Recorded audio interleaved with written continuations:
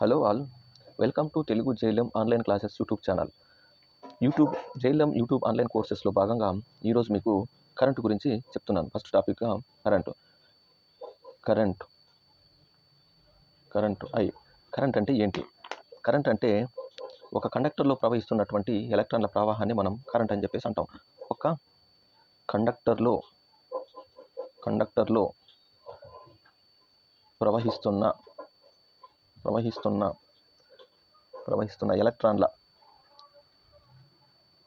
ఎలక్ట్రాన్ల ప్రవాహాన్ని current అంటామన్నమాట. Current అంటారు. కరెంటుని ఐ అనే సింబల్తో సూచిస్తారు. కరెంట్ని ఐతో సూచిస్తారు. కరెంట్ని ఐతో సూచిస్తారు. అయితే దీని యొక్క ప్రమాణం ఏంటంటే కరెంట్కి ప్రమాణం యాంప్. కరెంట్కి unit ampere. మనం ఇక్కడ మీరు ఒక విషయం గమనించండి. కరెంట్ అనేది ఒక కండక్టర్లో లేదా ఒక సర్క్యూట్లో పాజిటివ్ నుండి ఒక కరెంటు ఇది ఒక కండక్టర్ అనుకోండి. ఈ కండక్టర్ లేదా ఒక సర్క్యూట్లో కరెంట్ అనేది ఇక్కడ కొంత ఫోర్స్ అప్లై చేసినప్పుడు, ఫోర్స్ అంటే వోల్టేజ్, వోల్టేజ్ ఫోర్స్ లేదా ఈఎంఎఫ్ ఎలక్ట్రోమోటివ్ ఫోర్స్ అని చెప్పేసి ఒక ఫోర్స్ అప్లై చేసినప్పుడు ఇది ప్లస్, ఇది మైనస్ టెర్మినల్ అయితే ప్లస్ టెర్మినల్ నుండి నెగిటివ్ టెర్మినల్, పాజిటివ్ టెర్మినల్ నుండి నెగిటివ్ టెర్మినల్కి కరెంట్ అనేది ఇలా ప్రవహిస్తూ ఉంటుంది. అలాగే దీనికి వ్యతిరేక దిశలో ఎలక్ట్రాన్ ప్రవాహం అనేది ఉంటుంది. అయితే ఈ విషయాన్ని మీరు ఎలా అర్థం చేసుకోవచ్చు అంటే, సపోజ్ మీరు ఒక బస్సులో ప్రయాణిస్తున్నారు అనుకోండి. బస్సు ప్రయాణం ఇలా ముందుకు వెళ్తుంటే ఆ బస్సు సైడ్ రోడ్డు పక్కన ఉన్నటువంటి వస్తువులు ఏవైతున్నాయి అవి వెనక్కి ప్రయాణిస్తున్నట్టుగా మీరు అబ్జర్వ్ చేస్తారు. అంటే ఇందులో ఎలక్ట్రాన్స్ కూడా ఈ కరెంట్ అనేది ఈ డైరెక్షన్లో వెళ్తుంటే ఎలక్ట్రాన్స్ ఇలా రివర్స్ డైరెక్షన్లో ఇస్తున్నట్టుగా మనం అబ్జర్వ్ చేస్తాం. అంటే ఈ మెటీరియల్ ఏదైతే ఉందో, ఈ కండక్టర్ మెటీరియల్ ఏదైతే ఉందో అది ఎలక్ట్రాన్లతో డిజైన్ చేయబడి ఉంటుంది. ప్రతి మెటీరియల్ డెవలప్డ్ బై ఎలక్ట్రాన్స్. అన్ని రకాల ఎలక్ట్రాన్స్తోని ఒక మెటీరియల్ అనేది, ఒక పదార్థం అనేది తయారైంది అన్నట్టు. ఈ కండక్టర్ అనే పదార్థం ఎలక్ట్రాన్స్తో తయారైంది. అంటే ఎలక్ట్రాన్స్ యాక్చువల్గా ఇలా ఈ డైరెక్షన్లో ఇలా ఫ్లో అవ్వవు, కానీ ఈ కరెంట్ ఇలా ప్రవహిస్తుండడం వల్ల ఎలక్ట్రాన్స్ ఇలా ఫ్లో అవుతున్నట్టుగా మనం అబ్జర్వ్ చేస్తాం. బస్సులో ఉన్నప్పుడు ఆ చెట్లు కానీ, రోడ్డు పక్కన ఉన్న చెట్లు కానీ, ఏదైనా టెంపుల్ ఉంటే అది కానీ వెనక్కి వెళ్తున్నట్టుగా మనం ఎలాగైతే అబ్జర్వ్ చేస్తున్నామో, ఇక్కడ కూడా ఎలక్ట్రాన్స్ ఈ డైరెక్షన్లో వెళ్తున్నట్టుగా మనం అబ్జర్వ్ చేస్తాం. అంటే మీరు ఇప్పుడు ఏం చెప్పొచ్చు, కరెంట్ అనేది పాజిటివ్ టెర్మినల్ నుండి నెగిటివ్ టెర్మినల్ ఫ్లో అవుతుంటే ఎలక్ట్రాన్స్ అనేవి నెగిటివ్ టెర్మినల్ నుండి పాజిటివ్ టెర్మినల్ ఫ్లో అవుతున్నాయి అని చెప్పేసి మనం అర్థం చేసుకోవచ్చు. కానీ యాక్చువల్గా ఎలక్ట్రాన్ ఫ్లో అనేది ఉండదు. Electrons transfer the energy. Electrons అనేవి ఎనర్జీని ట్రాన్స్ఫర్ చేస్తాయి ఒక దగ్గర నుండి ఒక దగ్గరికి. ఇక్కడ మీరు ఆ విషయాన్ని అర్థం చేసుకోవచ్చు. అయితే ఇక్కడ కరెంటుని మనం ఎలా రాస్తామంటే, current I = charge by time అని చెప్పేసి రాస్తాం. Current I = charge by time అని చెప్పేసి రాస్తాం అన్నట్టు. లేదా దీన్ని మనం rate of change of charge by rate of time అని చెప్పేసి రాయొచ్చు. Rate of change of dQ/dt అని కూడా రాయొచ్చు. నెక్స్ట్, ఇప్పుడు కరెంటు ఇక్కడ ఒక్కొక్క ఎలిమెంట్ గురించి మీరు చెప్పాలనుకుంటే, కరెంటు I అనేది కరెంటు, దీని యొక్క యూనిట్స్ యాంప్స్. అలాగే Q అనేది ఛార్జ్, దీని యొక్క యూనిట్స్ కూలోమ్స్. T అనేది టైం, దీని యొక్క యూనిట్స్ టైం యొక్క యూనిట్స్ ఇక్కడ సెకండ్స్. యాక్చువల్గా టైం అంటే మీరు అవర్స్ అనే యూనిట్స్లో చెప్తారు, టైంని గంటలు అనే యూనిట్స్, అవర్స్ లేదా గంటలు అనే యూనిట్లో చెప్తారు, అలాగే టైంని మినిట్స్ అనే యూనిట్లో చెప్తారు. కానీ మీరు ఇక్కడ తీసుకోవాల్సిన T అంటే మీరు తీసుకోవాల్సింది సెకండ్స్లో మాత్రమే తీసుకోవాలి. ఒకవేళ మీకు 2 minutes అని చెప్పేసి ఇచ్చారనుకోండి, దాన్ని 2 minutesని సెకండ్స్లో కన్వర్ట్ చేస్తే ఒక మినిట్కి 60 seconds అయితే 2 minutesకి ఎన్ని సెకండ్స్ అవుతాయి? 2 minutesకి 120 seconds అవుతాయి అన్నట్టు. అలాగా మీరు ఆ మినిట్స్ నుండి సెకండ్స్లో కన్వర్ట్ చేసుకోవాలి. అవర్స్లో ఇచ్చినా మీరు సెకండ్స్లో కన్వర్ట్ చేసుకొని రాయాల్సి ఉంటుంది అన్నమాట. దీని కొరకు మీరు ఒక క్వశ్చన్ తీసుకోండి. అయితే ఇంకొక ఇంపార్టెంట్ విషయం, మీరు ఈ కరెంటుకి, ఛార్జ్కి, టైంకి సంబంధించిన ఒక ట్రయాంగిల్ని తీసుకోండి. ఈ మూడింటి మధ్య రిలేషన్ని మీరు ఒక ట్రయాంగిల్ ద్వారా అర్థం చేసుకోవచ్చు అన్నమాట. కరెంటు, ఛార్జ్, టైం, వీటి మధ్య సంబంధాన్ని మనం ఒక ట్రయాంగిల్ ద్వారా గుర్తుంచుకోవచ్చు. ఆ ట్రయాంగిల్ ఎలా ఉంటుందంటే, ఇక్కడ మీరు I = Q/T ఎలాగైతుందో ఆ విధంగానే మీరు పైన Q, కింద I అండ్ T ఇలాగ తీసుకుంటే ఈ విధంగా మీరు గుర్తుపెట్టుకోవచ్చు అన్నమాట. QIT. అయితే మీకు Q కావాలంటే ఏం చేస్తారు? Q ఛార్జ్ కావాలి, మీకు టైం ఇచ్చారు, ఒక కండక్టర్లో ఫ్లో అవుతున్నటువంటి కరెంట్ ఇచ్చారు, అది ఎంత టైం పాటు ప్రవహిస్తుందో ఇచ్చినప్పుడు I టీ అని చెప్పేసి రాస్తారన్నమాట. ఒకవేళ మీకు ఛార్జ్ ఇచ్చాడు, అలాగే ఆ ఛార్జ్ ఎంత టైం పాటు ఆ సర్క్యూట్లో ప్రవహిస్తుంది అని ఇచ్చినప్పుడు ఐని ఎలా కనుక్కోవచ్చు? I = Q/T అని చెప్పేసి రాస్తారు. ఇక్కడ వచ్చినట్లుగా I/T అని చెప్పేసి రాస్తారు అన్నట్టు. అలాగే మీకు కరెంట్ ఇచ్చాడు, ఛార్జ్ ఇచ్చాడు. ఇప్పుడు మీకు టైం ఎంత, ఇంత కరెంటు ఆ సర్క్యూట్లో ఇంత కరెంటు ఇంత ఛార్జ్ ఆ సర్క్యూట్లో ప్రవహిస్తున్నప్పుడు ఎంత టైం పాటు ప్రవహించింది అని చెప్పేసి మనం క్వశ్చన్ అడిగినప్పుడు మనం ఎలా చేయొచ్చు? టైం T = Q/I అని చెప్పేసి రాస్తారన్నమాట. మీరు దీన్ని ఈజీ గుర్తుంచుకోవాలంటే ఈ కింద ఉన్నాయి మొత్తం 2 లైన్ లాగానే ఉన్నాయి. I అనేది ఒక లైన్ లాగా ఉంది, ఈ T అనేది కూడా ఈ ఒక వర్టికల్ లైన్ నిలువుగా ఉన్నటువంటి లైన్ లాగా ఉంది. డినామినేటర్ పార్ట్ అనేది నిలువుగా ఉన్న లైన్ లాగా ఉంది. ఓకేనా? ఈ విధంగా మీరు గుర్తుంచుకోవచ్చు అన్నమాట. ఓకే, చూడండి ఇక్కడ ఇచ్చినటువంటి క్వశ్చన్, ఒక ఎగ్జాంపుల్ క్వశ్చన్ ఏంటంటే, ఒక లైట్ బల్బులో 3 amps కరెంటు 5 సెకండ్స్ పాటు ప్రవహించిన ఆ సర్క్యూట్లో ఛార్జ్ ప్రవాహం ఎంత అని అన్నాడు.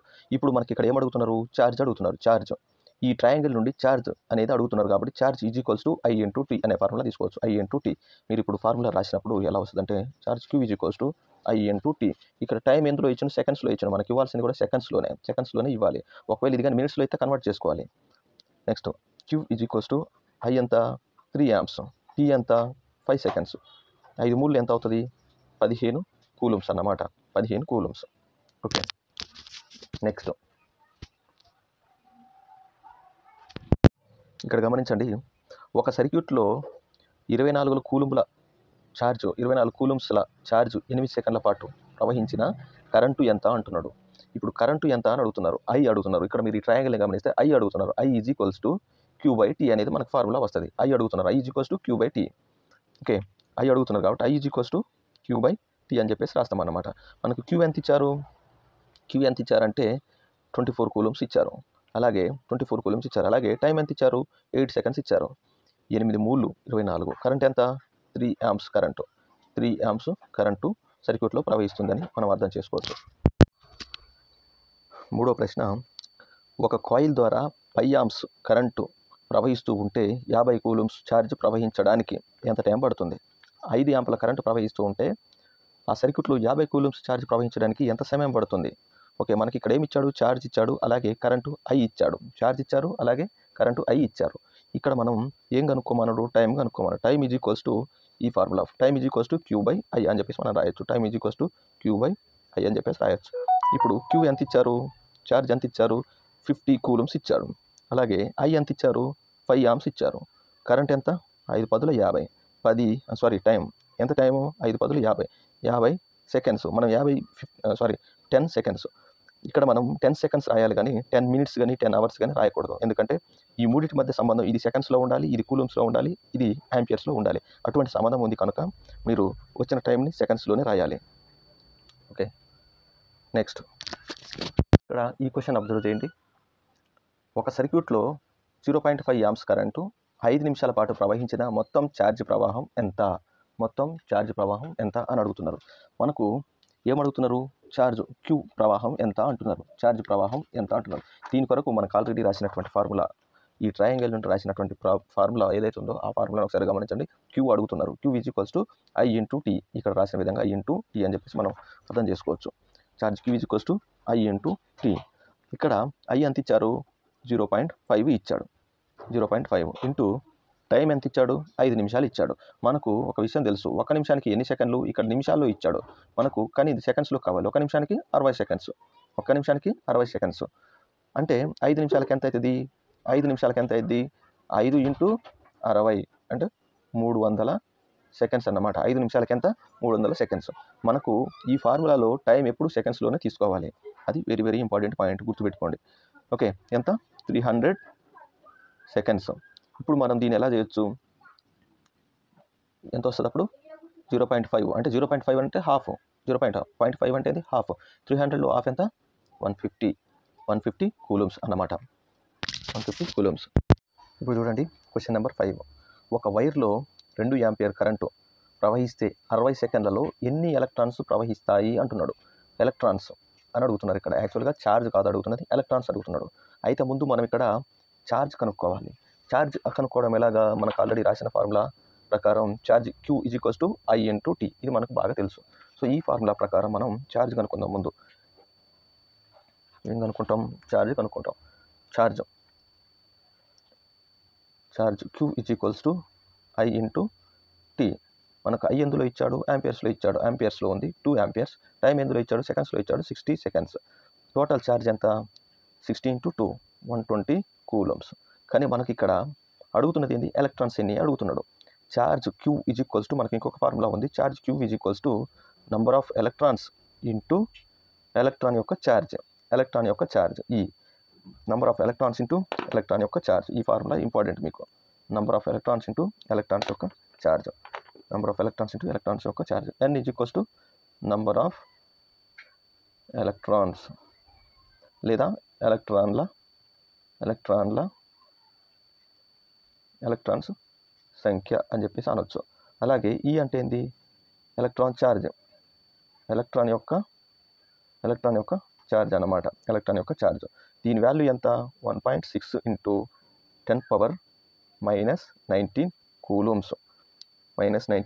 మనం అడుగుతున్నది ఏంటి? ఎలక్ట్రాన్ల సంఖ్య ఎంత, ఎన్ని ఎలక్ట్రాన్స్ కదులుతాయి అంటున్నాడు. మనకు ఇది Q తెలుసు, ఇక్కడ ఎలక్ట్రాన్ ఛార్జ్ తెలుసు. మనకు ఇక్కడ నుండి మనకు N = Q/E అని చెప్పేసి రాయొచ్చు. Q/E. Q ఎంత? 120 coulombs బై ఇది ఎంత? ఎలక్ట్రాన్ ఛార్జ్ ఎంత? ఈ 1.6 × 10⁻−19. దీన్ని మనం ఎలా సింప్లిఫై చేయొచ్చు? 120 × 10⁻−19 పైకి వెళ్తే ఏమవుతుంది? +19 అవుతుంది బై 1.6. ఇక్కడ 10తోని డివైడెడ్ మల్టిప్లై. అప్పుడు మనకేమవుతుంది? ఇక్కడ 120 × 10⁻20 అవుతుంది బై 10 × 1.6 ఏమవుతుంది? అప్పుడు ఇది 16 అవుతుంది. 16 ఎలా క్యాన్సిల్ చేయొచ్చు? ఈ రెండింటిని 4 × 4 4 16 4 × 30 4 30 ఇలా క్యాన్సిల్ చేయొచ్చు అన్నమాట. ఇప్పుడు 30 ఉందిగా, దీని ఎలా రాయొచ్చు? 30/4 × 10⁻20 అని రాయొచ్చు. దీని ఎలా రాయొచ్చు? 4 7 28. 0.2 ఉంటుంది కదా, 4 5 20. అప్పుడు మనకు నంబర్ ఆఫ్ ఎలక్ట్రాన్స్ ఎన్ని? 7.5 × 10⁻20 ఎలక్ట్రాన్లు ఆన్సర్ అవుతుంది మనకు. ఎంత? నంబర్ ఆఫ్ ఎలక్ట్రాన్స్ ఎన్ని? N = 7.5 × 10⁻20. ఇలా కాకపోతే దీన్ని మనం ఎలా రాయొచ్చు? ఇంకా 75 × 10⁻−19 ఎలక్ట్రాన్లు అని 10⁻19 ఎలక్ట్రాన్లు అని కూడా రాయొచ్చు. ఎలక్ట్రాన్స్ ఈ ఒక 10ని బయటకు తీసుకున్నాం, దీంతో మల్టిప్లై చేస్తే 7.5 కాస్త 75 అవుతుంది. ఈ విధంగా ఇన్ని ఎలక్ట్రాన్స్ అని చెప్పేసి మనం అనొచ్చు అన్నమాట. Okay, next question. ఇక్కడ ఈ క్వశ్చన్ గమనించండి. ఒక ఎలక్ట్రాన్ ఛార్జ్ E = 1.6 × 10⁻−19 coulombs మరియు ఒక వైర్ ద్వారా ప్రవహించినటువంటి ఎలక్ట్రాన్లు ఎంత ఇచ్చాడు? 5 × 10⁻18 అయినా 1 సెకండ్ కాలంలో ప్రవహించే కరెంటు ఎంత అని అడుగుతున్నాడు. మనం ఏం అడుగుతున్నాడు? కరెంట్ అడుగుతున్నాడు. Current I = Q/T. మనకు Q అనేది తెలియదు. Q అనేది మనకి ఇక్కడ తెలిసే అవకాశం లేదు. ఎందుకు? Q అని అంటే మనకు డైరెక్ట్ ఇవ్వలే. టైం 1 సెకండ్ ఇచ్చాడు. Q అనేది డైరెక్ట్ ఇచ్చాడా? ఇవ్వలేదు. మనకు ఆల్రెడీ Q అంటే ఇది వరకు ప్రాబ్లంలో చూసినట్టు Q = number of electrons into electron charge. E అంటే ఏంది? Electron charge. N అంటే నంబర్ ఆఫ్ ఎలక్ట్రాన్. అలాగా ఆ రెండు ఇచ్చాడు మనకు ఇందులో. నంబర్ ఆఫ్ ఎలక్ట్రాన్స్ 5 × 10⁻18 ఎలక్ట్రాన్లు. నంబర్ ఆఫ్ ఎలక్ట్రాన్స్ అంటే టోటల్ ఎలక్ట్రాన్స్ అని 5 × 10⁻18 అది ఇచ్చాడు. నెక్స్ట్ ఎలక్ట్రాన్స్ ఎన్ని ఇచ్చాడు? ఎలక్ట్రాన్ యొక్క ఛార్జ్ ఏంటి?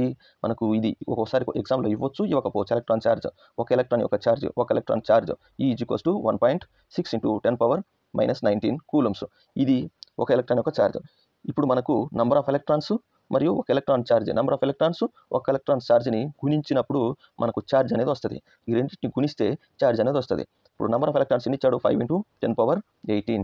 అలాగే ఛార్జ్, ఒక ఎలక్ట్రాన్ యొక్క ఛార్జ్ ఎంత ఇచ్చాడు? 1.6 × 10⁻−19. ఇది మీరు గుర్తుంచుకోవాల్సి ఉంటుంది, ఒక్కొక్కసారి ఎగ్జామ్లో ఇవ్వడు. ఇప్పుడు 5 × 1.6 ఏమవుద్ది? 8. ఇప్పుడు 10⁻18 10⁻−19 ఈ రెండింటిని గుణించినప్పుడు ఏమొస్తుంది? 10⁻8 10⁻18 10⁻19 ఈ రెండింటిని గుణిస్తే ఏమొస్తుంది? బేసులు రెండు సమానం కాబట్టి ఘాతాలని కూడుకోవాలనే కాన్సెప్ట్ ఆధారంగా బేసు 10 ఘాతం +18 -19 ఈ రెండింటిని చేస్తే మనకు 10⁻−1 వస్తుంది. 10⁻−1 వస్తుంది అన్నమాట. ఇక్కడ Q = 10⁻−1 × 8. దీని ఏమంది? -1 అంటే 8 ఇది -1 అంటే దీని ఏం రాస్తాం? 1/10 అని రాయొచ్చు. దీని నుండి 8/8 10⁻−1 అంటే 10. 8/10 ఈజ్ నథింగ్ బట్ దీని యొక్క వాల్యూ ఎంత 0.8. ఇప్పుడు క్యూ అనేది మనకి ఎంత వచ్చింది 0.8 వచ్చింది. ఇప్పుడు క్యూని ఇక్కడ సబ్స్టిట్యూట్ చేయండి. క్యూ ఈజ్ 0.8 బై టైం ఎంత 1 సెకండ్ 1 అంటే మనకు కరెంట్ ఎంత వచ్చింది 0.8 యాంపియర్ అని చెప్పేసి మనం ఈ విధంగా కనుక్కోవచ్చు అన్నమాట.